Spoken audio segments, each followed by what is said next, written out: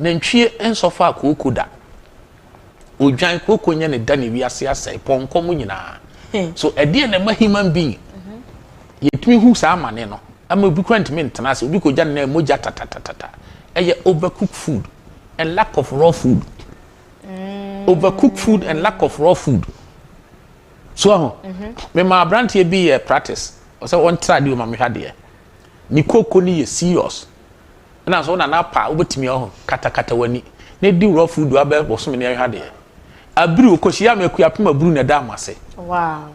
nantwie ni cook food odwan woni cook food enti wonya kooko da de wiase asai nantwie obenya kooko na menim ba bi efiri ba ye nipa no cook food ne doso cook food anopa cook food awia cook food anwumere no raw food better digestive system benya colon benya problem and ya one overcooked food then lack if I say low fiber or no fiber food lack of fiber in the food aduane afa ba enim bia di abenya kooko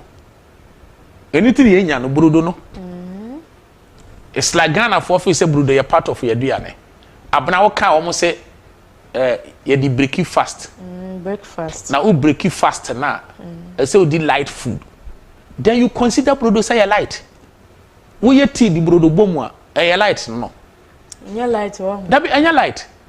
tea with brodo is heavier than fufu mankan fufu digestion mankan fufu no be digesting tama chen brodo na fiber bi animu no and mankan fufu no be free intestinal tract ni mu ntama chen brodo no be stack wo digestive tract be ka ho e be tetare ho enutina most of the diseases so what Dr. Sebi in Canada that doctor be a kill HIV ni cancer wa America omode ni fa kwa bi so amana wu no ono be your treatment ya wasese obi colon mu ayefi obi digestive system aye congested ya